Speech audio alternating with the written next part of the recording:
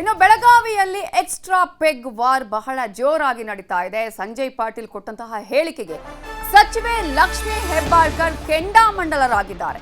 ಲಿಂಗಾಯತ ಸಮುದಾಯಕ್ಕೆ ಅಪಮಾನ ಅನ್ನುವಂತ ಹೇಳಿಕೆಯನ್ನ ಸಚಿವೆ ಲಕ್ಷ್ಮೀ ಹೆಬ್ಬಾಳ್ಕರ್ ಕೊಟ್ಟಿದ್ದಾರೆ.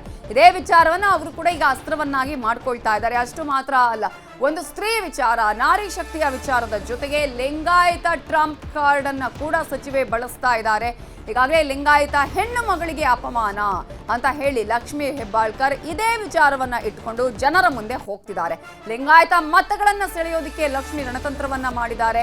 ಈಗಾಗಲೇ ಬೆಳಗಾವಿಯಲ್ಲೂ ಕೂಡ ಲಿಂಗಾಯತ ಮತಗಳೇ ಹೆಚ್ಚಿರುವ ಕಾರಣಕ್ಕಾಗಿ ಇದುವೇ ಈಗ ಕಾಂಗ್ರೆಸ್ಗೆ ಅಸ್ತ್ರ ಆಗಿದೆ. ಲಕ್ಷ್ಮೀ ಹೆಬ್ಬಾಳ್ಕರ್ ಹೇಳಿಕೆಗೆ ಬಿಜೆಪಿ ಅಭ್ಯರ್ಥಿ ಶೆಟ್ಟರ್ ಕಿಡಿಕಾರಿದ್ದಾರೆ. ಲಿಂಗಾಯತ ಸಮುದಾಯಕ್ಕೆ ಯಾಕೆ ಲಿಂಕ್ ಮಾಡ್ತಾ ಇರೋದು ಅನ್ನುವ ಪ್ರಶ್ನೆಯನ್ನ ಕೇಳಿದ್ದಾರೆ. ಲಕ್ಷ್ಮೀ ಹೆಬ್ಬಾಳ್ಕರ್ ಹೇಳಿಕೆಗೆ ಜಗದೀಶ್ ಶೆಟ್ಟರ್ ತಿರುಗೇಟನ್ನ ಕೊಡ್ತಾ ಇದ್ದಾರೆ. ಎಷ್ಟೇ ತಿರುಗೇಟು ಕೊಟ್ಟರು ಕೂಡ ಲಕ್ಷ್ಮೀ ಹೆಬ್ಬಾಳ್ಕರ್ ಮತ್ತು ಕಾಂಗ್ರೆಸ್ಗೆ ಇದು ದೊಡ್ಡ ಮಟ್ಟದ ಬ್ರಹ್ಮಾಸ್ತ್ರ ಈಗ ಸಿಕ್ಕಿದೆ. ಒಂದು ಕಡೆ ಮಹಿಳೆಯರು ಕೂಡ ಹೆಚ್ಚಿನ ಸಂಖ್ಯೆಯಲ್ಲಿ ಈಗಾಗಲೇ ಇರೋದ್ರಿಂದ ಈ ವಿಚಾರವನ್ನ ಇಟ್ಟುಕೊಂಡು ಮಹಿಳೆಯರನ್ನ ಸೆಳೆಯುವಂತಹ ಪ್ರಯತ್ನ ಕೂಡ ಆಗ್ತಿದೆ. ನೋಡಿ, ಇವತ್ತು ಕರ್ನಾಟಕ ರಾಜ್ಯದಲ್ಲಿ ಇಡೀ ಕರ್ನಾಟಕ ರಾಜ್ಯದ ಮಹಿಳೆಯರನ್ನ ನಾನು ಪ್ರತಿನಿಧಿಸ್ತೀನಿ. ಒಬ್ಬ ಮಹಿಳಾ ಮಂತ್ರಿಯಾಗಿದ್ದೀನಿ. ಯಾವುದೇ ವಿಚಾರವನ್ನ ಮಾತನಾಡಬೇಕಾದ್ರೆ ನಾಲಿಗೆ ಮೇಲೆ ಹಿಡ್ತಾ ಇರಬೇಕು. ಮಾತನಾಡೋದು ಅಂತಂದ್ರೆ ಈ ರೀತಿ ಅಲ್ಲ. ದೇಶದ ಸಂಸ್ಕೃತಿ.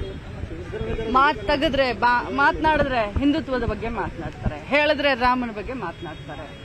ಇದನ್ನ ಇವ್ರಿಗೆ ಕಳಿಸಿದ್ದು ಇದೇನಾ ಬಿಜೆಪಿಯವರ ಹಿಡನ್ ಅಜೆಂಡಾ? ಇವತ್ತು ಯಾರಿಗೆ ಮಾತಾಡಿದ್ದಾರೆ ಅವರು? ಆ ವೇದಿಕೆ ಮೇಲೆ ಯಾರ್ಯಾರಿದ್ರು? ಯಾಕೆ ಅವ್ರನ್ನ ತಡಿಲಿಲ್ಲ?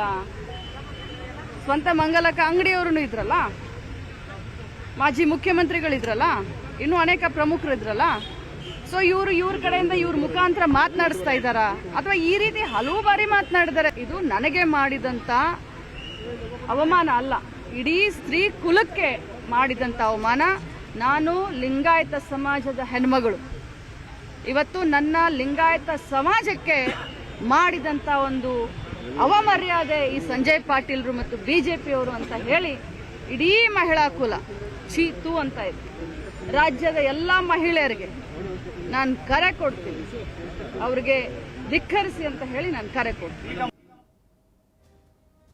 ಹೇಳ್ತಾ ಇದ್ದಾರೆ ಲಿಂಗಾಯತ ಸಮುದಾಯದ ಎಲ್ಲದಕ್ಕೂ ಯಾಕೆ ಸಮುದಾಯಕ್ಕೆ ತಗೊಂಡು ಹೋಗ್ತಾರೆ ನನಗೆ ಅರ್ಥ ಆಗ್ತಾ ಇಲ್ಲ. ಸಮುದಾಯಕ್ಕೆ ಏನು ಸಂಬಂಧ? ಅದು ಹೇಳಿಕೆ ಸರಿ ಇಲ್ಲ ಅಂತ ನೋಡಿ ಹೇಳಿಕೆ ಸರಿ ಇಲ್ಲ ಅಂದ್ರೆ ಸರಿ ಇಲ್ಲ ಅಂತ ಹೇಳೋಣ. ಆದ್ರೆ ಯಾವುದೋ ಒಂದು ಸಮುದಾಯಕ್ಕೆ ಹೋಗಿ ಮುಟ್ಟಿಸುವಂತದ್ದಲ್ಲ. ಅಲ್ಲ, ಅದಕ್ಕೆ ಅವ್ರು ಕೂಡ ಸ್ಪಷ್ಟೀಕರಣ ಮಾಡ್ಕೊಂಡು ನಾ ಹೇಳ್ತೀನಿ. ಲಕ್ಷ್ಮೀ ಹೆಬ್ಬಾಳ್ಕರ್ ಅವರು ಹೇಳ್ತಾ ಇದ್ದಾರೆ ಲಿಂಗಾಯತ ಸಮುದಾಯದ ಇವೆಲ್ಲದರ ಬಗ್ಗೆ ಇನ್ನಷ್ಟು ಡೀಟೇಲ್ಸ್ ಅನ್ನ ಕೊಡೋದಕ್ಕೆ ನಮ್ಮ ಬೆಳಗಾವಿ ರಿಪೋರ್ಟರ್ ಚಂದ್ರಕಾಂತ್ ಸುಗಂಧಿ ನೇರ ಸಂಪರ್ಕದಲ್ಲಿ ಜಾಯ್ನ್ ಆಗಿದ್ದಾರೆ. ಚಂದ್ರಕಾಂತ್ ಸುಗಂಧಿ, ಎಲೆಕ್ಷನ್ ಟೈಮಲ್ಲಿ ನಾವು ಯಾವ ರೀತಿಯಾಗಿ ಮಾತಾಡ್ತೀವಿ, ಏನು ಹೇಳಿಕೆಗಳನ್ನ ಕೊಡ್ತೀವಿ ಅನ್ನೋದು ಕೂಡ ಅಷ್ಟೇ ಇಂಪಾರ್ಟೆಂಟ್ ಆಗುತ್ತೆ ಅನ್ನೋದನ್ನ ನಾವು ಈ ಪ್ರಕರಣಗಳಿಂದಾನೇ ಗಮನಿಸಬಹುದು. ಈಗ ಕಾಂಗ್ರೆಸ್ ಒಂದ್ ಕಡೆ ಲಿಂಗಾಯತ ಟ್ರಂಪ್ ಕಾರ್ಡ್ ಅನ್ನ ಬಳಸ್ತಾ ಇದೆ, ಮತ್ತೊಂದು ಕಡೆ ಕಳೆದ ವಿಧಾನಸಭೆ ಎಲೆಕ್ಷನ್ ಅಲ್ಲಿ ಮಹಿಳೆಯರನ್ನ ಓಲೈಸಿದ್ರೆ, ಮಹಿಳೆಯರಿಗೆ ಗಮನ ಹರಿಸಿದ್ರೆ ಯಾವ ರೀತಿಯಾಗಿ ಅಧಿಕಾರಕ್ಕೆ ಬರುತ್ತೆ ಅನ್ನೋದಕ್ಕೆ ಕಾಂಗ್ರೆಸ್ ಗೊತ್ತಾಗಿದೆ. ಸೊ ಒಂದ್ ಕಡೆ ನಾರಿ ಶಕ್ತಿ, ಇನ್ನೊಂದ್ ಕಡೆ ಲಿಂಗಾಯತ ಸಮುದಾಯ. ಇದನ್ನ ಇಟ್ಟುಕೊಂಡು ಹೇಗೆ ಕಾಂಗ್ರೆಸ್ ಮತ್ತು ಲಕ್ಷ್ಮೀ ಹೆಬ್ಬಾಳ್ಕರ್ ಅವರು ಮತಗಳನ್ನ ಪಡೆಯುವಂತಹ ಬ್ರಹ್ಮಾಸ್ತ್ರವನ್ನ ಮಾಡ್ಕೊಳ್ಳುವಂತಹ ಪ್ರಯತ್ನ ಮಾಡ್ತಾ ಇದ್ದಾರೆ. ನವಿತಾ ಜೈನ್, ಬೆಳಗಾವಿ ಲೋಕಸಭಾ ಚುನಾವಣೆಯ ಏನು ಕಾವು ಈಗ ದಿನದಿಂದ ದಿನಕ್ಕೆ ರಂಗೇರ್ತಾ ಇದೆ. ಪ್ರಮುಖವಾಗಿ ಏನು ಮಾಜಿ ಶಾಸಕ ಸಂಜಯ್ ಪಾಟೀಲ್ ಹೇಳಿದಂಥ ಒಂದು ಮಾತು ಈಗ ಕಾಂಗ್ರೆಸ್ಗೆ ಅಸ್ತ್ರವಾಗುವಂಥ ಎಲ್ಲ ಸಾಧ್ಯತೆಗಳಿದೆ. ಇನ್ನು ಅಸ್ತ್ರವನ್ನು ಮಾಡಿಕೊಳ್ಳೋಕ್ಕೆ ಈಗಾಗಲೇ ಸಚಿವೆ ಲಕ್ಷ್ಮೀ ಹೆಬ್ಬಾಳ್ಕರ್ ಮುಂದಾಗಿರ್ತಕ್ಕಂಥದ್ದು. ಏನು ಮೊನ್ನೆ ಇಂಡಲಗಾದಲ್ಲಿ ಒಂದು ಬಿಜೆಪಿ ಕಾರ್ಯಕರ್ತರ ಸಭೆ ಆಯಿತು. ಈ ಕಾರ್ಯಕರ್ತರ ಸಭೆಯಲ್ಲಿ ಅತಿ ಹೆಚ್ಚು ಮಹಿಳೆಯರು ಬಂದಿದ್ದರು. ಇದನ್ನು ನೋಡಿದಂಥ ಲಕ್ಷ್ಮೀ ಹೆಬ್ಬಾಳ್ಕರ್ಗೆ ನಿದ್ದೆ ಬರಲ್ಲ, ಅವರು ನಿದ್ದೆ ಮಾತ್ರೆಯನ್ನು ನುಂಗಿ ಇವತ್ತು ರಾತ್ರಿ ನಿದ್ದೆ ಬಿಡಬೇಕಾಗುತ್ತೆ ಅಂತ ಹೇಳಿ ಭಾಷಣದ ಅಬ್ಬರದಲ್ಲಿ ಮಾತಾಡಿದ ಸಂಜಯ್ ಪಾಟೀಲ್ ಮತ್ತೊಂದು ಮಾತನ್ನು ಹೇಳಿದರು. ಇವತ್ತು ಒಂದು ಎಕ್ಸ್ಟ್ರಾ ಪೆಗ್ ಅನ್ನು ಹೊಡಿಬೇಕಾಗುತ್ತೆ ಅಂತಕ್ಕಂಥ ಮಾತು ಹೇಳಿದರು. ಇದು ಬೆಳಗಾವಿ ಜಿಲ್ಲಾ ರಾಜಕಾರಣದಲ್ಲಿ ಕಿಚ್ಚನ್ನು ಹೊತ್ತಿಸಿತ್ತು. ಏನು ಅವತ್ತು ಸಂಜೆನೇ ಇಡೀ ಕಾಂಗ್ರೆಸ್ನ ಮಹಿಳಾ ಕಾರ್ಯಕರ್ತರು ಮತ್ತು ತೃತೀಯ ಲಿಂಗಿಗಳು ಸಂಜಯ್ ಪಾಟೀಲ್ನ ಆದರ್ಶ ನಗರದ ನಿವಾಸಕ್ಕೆ ಮುತ್ತಿಗೆ ಹಾಕಿ ರಾತ್ರಿ 2 ಗಂಟೆಗಳ ಕಾಲ ಹೆಚ್ಚು ಪ್ರತಿಭಟನೆ ಮಾಡಿದರು.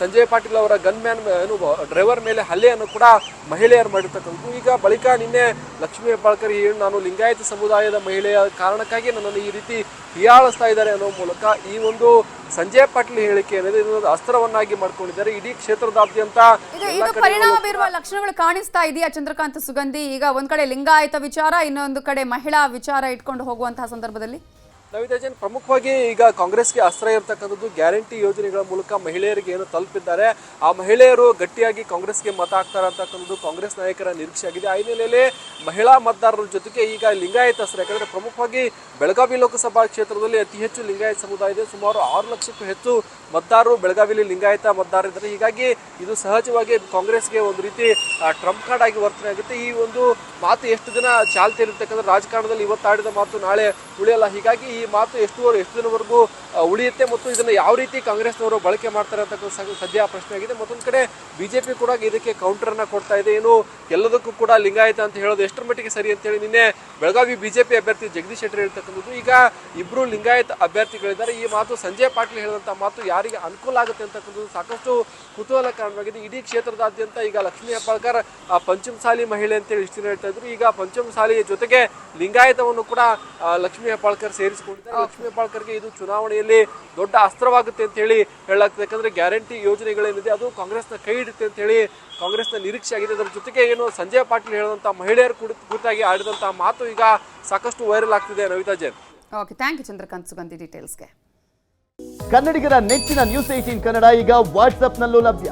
ಕರ್ನಾಟಕ, ದೇಶ ವಿದೇಶಗಳ 360 ಡಿಗ್ರಿ ಸುದ್ದಿಯ ವಿವರಗಳನ್ನ ನಿಮ್ಮ ಕೈ ಬೆರಳುಗಳಲ್ಲೇ ಪಡಿಲಿಕ್ಕೆ ಈ QR ಕೋಡ್ ಅನ್ನ ಸ್ಕ್ಯಾನ್ ಮಾಡಿ, ನಮ್ಮ ಚಾನಲ್ ಫಾಲೋ ಮಾಡಿ, ನೋಟಿಫಿಕೇಶನ್ ಆನ್ ಮಾಡಿ.